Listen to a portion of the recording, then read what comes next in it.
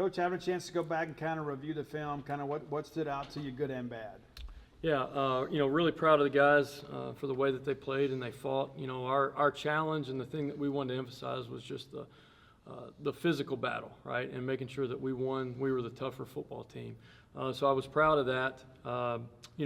Obviously, as the game went on, as I go back and look, I'm not oblivious to, everybody's opinions and stuff. I'm very critical of myself, and so as I go back and review it and study myself and go, hey, where should you have done something different? I was probably too conservative in the second half, right, and kind of stuck with the run game stuff.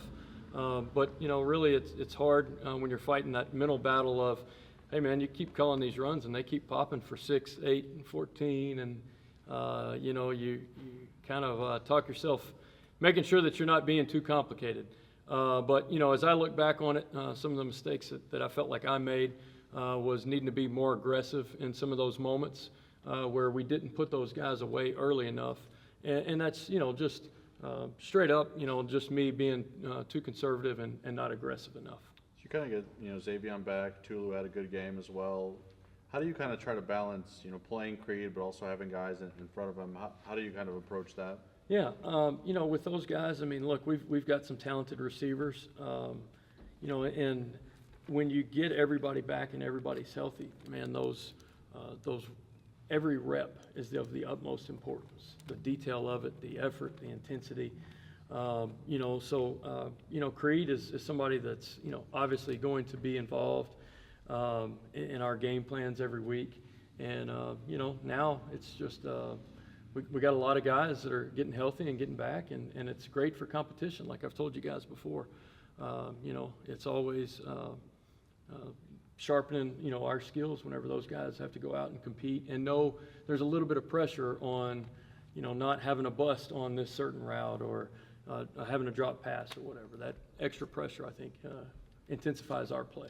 The overtime touchdown, how much of that was what you read into the defense in that situation, and what was Will's input on that play?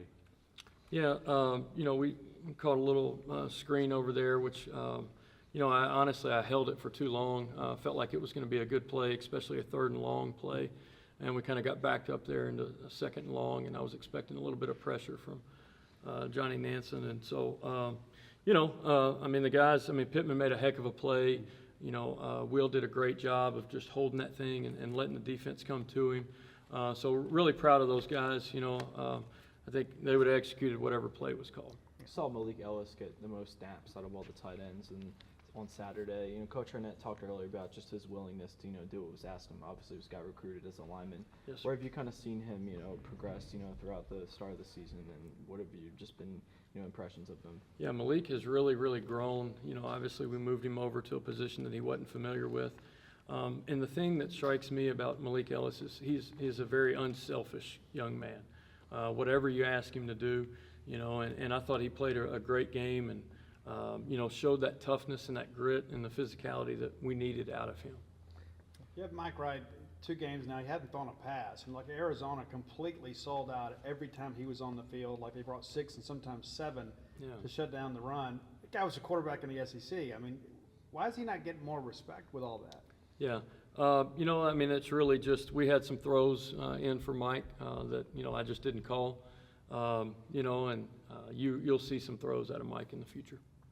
But along those lines, too, like, how careful are you not to show too much, but at the same time win the football game? Yeah, I really, to be honest with you, it's week by week. You just try to go 1-0 every week. And, sure, there's things that you don't show. There's a lot of that game plan that didn't get called on Saturday night as well. And it just carries over. We try to really focus on time on task and things that we've practiced and are cleaning up and detailing, that might fit into the next week's scheme. Just try to carry some of that stuff over and, just continue to challenge ourselves and myself in particularly with creativity. And but, man, it's one game at a time, just trying to win one game. What are your impressions of this LSU defense? LSU, I think, is really talented, really talented. The Mekhi Wingo kid is a great player inside, and they got the Mason Smith kid back now that's 6'6", 315, a really talented guy. I think their linebacker core, they really run exceptionally well and run to the football. They're well coached, they're detailed. Obviously they have some transfers in the back end, but those guys have played well and they're a good bunch. So, defensively, I think they're solid and it'll be a great challenge for us. Like I said, we're excited about it. But man, they've got some real talent on defense. Follow up on Pittman, obviously had the play of the season so far for you guys.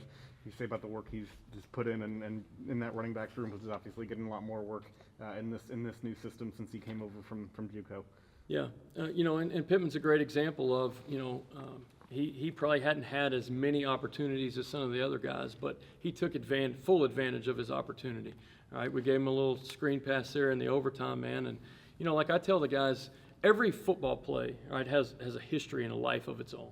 Right, every single football play, no matter if it's junior high level, Super Bowl, whatever level of football, every play has a life of its own. And, so the importance of executing the details, and you never know when your play might go down in history. And I think Pittman is a living example of that right there of, I don't even know how many opportunities he got, but I know it wasn't as much as the other running backs. But he took full advantage of his opportunity when it came. And then one more, following up on something Coach Arnett said earlier today, he was talking about how he was a bit too conservative after one of those turnovers. I think it was in the second quarter. He told you guys to run a little bit more, get the defense some rest. Is that more his decision, your decision? How do you work together on things like that? We work together on it. To be honest with you, I mean that's something that I'm conscious of, trying to play complementary football. Right, whenever the defense has got a long drive. But, it's on me, my responsibility to get the offense to score points. And, I should have been more aggressive in my approach. And, like I said, I'm no different than the players, right? I go back and I'm critical of myself on film and where I need to make corrections and improve each week. And, I'll be better going forward. Good. Coach Brock, what do you see from the LSU offense? Not that this is going to be any surprise, but a lot of talent, right? A lot of speed. I mean, the receivers obviously can take the rough off. Every one of them really can. Tight end's a good player. Running backs are obviously run really hard, tough to tackle in space. And they got a great offensive line, and then obviously the quarterback and what he can do is just a continuation of what we saw the other night. In terms of his ability to escape the pocket and extend plays and hurt you with his feet and his arm. And so, it's a great challenge, obviously. Football's kind of a funny game. You go out and you force 5 turnovers and still need to make a stop on the final play of the game. I mean, what kind of teachable moment was that for you with your guys? Yeah, I think it's this, number one. Number one, I was proud. I told them this. I was very proud that they played a 60-minute game and actually longer than that, right? And we preached that all week. So I told them that, number one. Number two is, when you have an opponent down, you have to have a killer instinct. I mean, you cannot allow at this level, or any level of football, really, you can't allow them to get momentum going. Momentum is I think a huge part of college football. And so to me, the learning lesson has to be, hey, good job, we made some plays, we finished the game. But you get in that situation, you got to put your foot in the people, and finish it. And so I think those are the teachable points we want to make.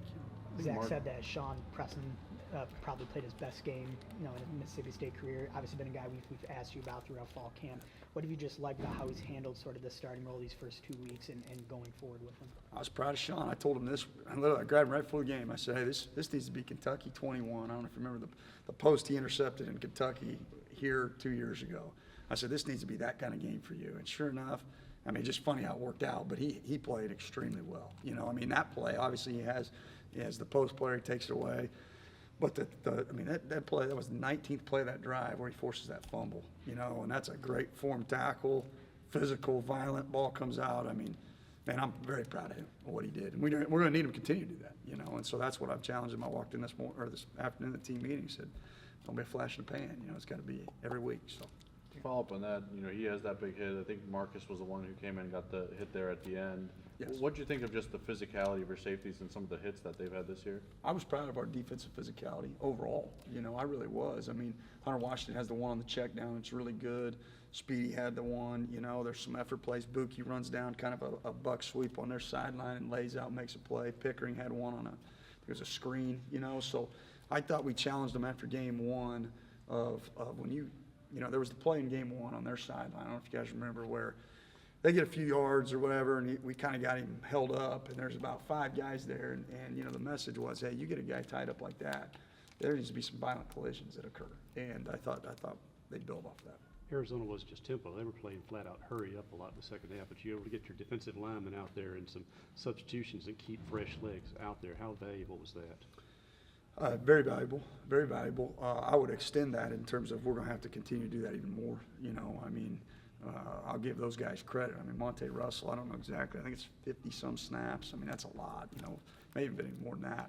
And those interior guys played a ton too, Crummy and Pickering. So, you know, that's going to have to come with elevation of Eric Taylors of the world, and they have to show up ready to go and be assignment sound, but also play with great effort every time they're in there. We How saw would you the car. compare Jaden DeLaura and Jaden Daniels? One's a little taller than the other one. You know, to be honest with you, they're great players, both of them. You know, I think DeLaura maybe has a little bit more gunslinger to him at times, but I'm not saying that in a disrespectful mode to Jaden. They're both very good players, and this is second school I've had to face Daniels at. You know, 2019 he beat us on a 2-minute drill when I was at Washington State, scrambling around, making plays. We had him tied up in the pocket. He dumps it off. So I'm well aware of his ability, and both of them, I have great respect for both of them. We saw DeCarlos Nicholson and Chris Keys get, you know, most of the snaps in the second half there. Just what did you see from those guys in that game, just coming in off the bench? Yeah, I thought, Chris has to continue to improve, but it was good to see him get in there. And you know, the one play, I think it's the second down in overtime. No, it was the first down in overtime, you know, where they run like a 7-cut. He's in man, and he makes a nice play, you know. And then DeCarlos, I just thought DeCarlos played without being hesitant, and I was proud of him for doing that. You guys got your hands on a lot of footballs too. I mean, a lot of PBUs and a lot of hands up in passing lanes. Has that really been kind of a point of emphasis here as of late, or? Absolutely, but there's not a defensive coordinator in the country who can ask that question and say that they're not emphasizing that. Everybody's going to talk about that. So to me, that's a credit to our players of actually getting the job done, you know, and you know, we want to get some more 3-and-outs. We want to get some more stops, but by all means, these turnovers are beneficial too. So the more balls you can disrupt, whether it be being physical, creating disruption that way, or obviously, you know, getting your hands on balls at the line of scrimmage and they go in the air, or PBUs that pop up. I mean, that's always positive for us. Something else that's jumping up with turnovers too is that you're getting a lot of yards after turnovers, not just interceptions, but fumbles, scoops, and moving those things. Mm-hmm. Yeah, I think anytime you can flip field position, obviously that's critical. Turnovers are huge momentum swings, just like I mentioned earlier. That's a big part of the game. But then if you're able to return it and get some yards for your offense, that's a huge benefit as well. Kind of surprising that it's the first time in his career, but for Jet to get, you know, SEC co-defensive player of the week, just how big is it to have, you know, a veteran like that come up with some big plays in a game where, you know, it's going back and forth the whole time? Yeah, just proud of him. I mean, just proud of the work he puts in. Him and Buki, I've said it before. I mean, the work they put in that nobody sees, you know, in the film room on a day off. You know, he's out there every single day in a meeting room, and he knows the calls. He knows these things, but he's going to sit there and he's going to have his yellow notepad, and he's going to write everything down I say, and he's probably going to study on his own. You know, he's like a computer. He memorizes it, you know, so you better program him right. And just very proud of him, of how he played, and I'm glad he got, you know, honored for it. What's interesting too, though, is about you could have nominated 3 guys. You could have had Sean, Buki, or Jet. I mean, you had 3 viable candidates, and one of your guys win, but it's not a one guy deal. It seems like as of late, there's been a lot more team tackling and contributions all up around lineup. What are your thoughts on that? I think that's, you know, you want it as a good defense. That's what you got to have, right? You've got to have all levels of your defense playing with high effort, high intensity, and high execution. You know, that's where when we did have breakdowns, our intensity didn't drop off. I really did not feel that at all. Our execution did at times, you know. And so to me, the key is that everybody continues to pull their weight and elevate at all levels. And when you get your opportunity to make a play, you make a play. You don't try to do too much, but you do your job at the highest possible level of execution and effort, and good things usually happen. How much crap did you give Jeff for getting chased down on that first interception?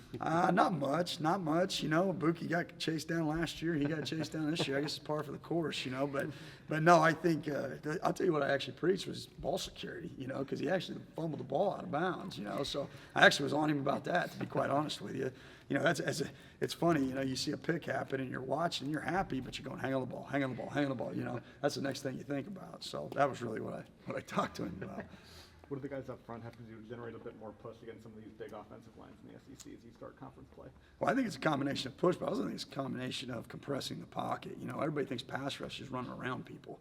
When you do that, I mean, the other night you saw what happens sometimes, and so yeah, I mean, it all starts with get off and pad level. I mean, it's not a real, to me, it's not some crazy secret. That pass rush at its fundamental core is it's hand-to-hand combat. You know, it's imposing your will on the guy across from you, and so that starts with get off and pad level and effort. You know, and I think they're continuing to improve upon that.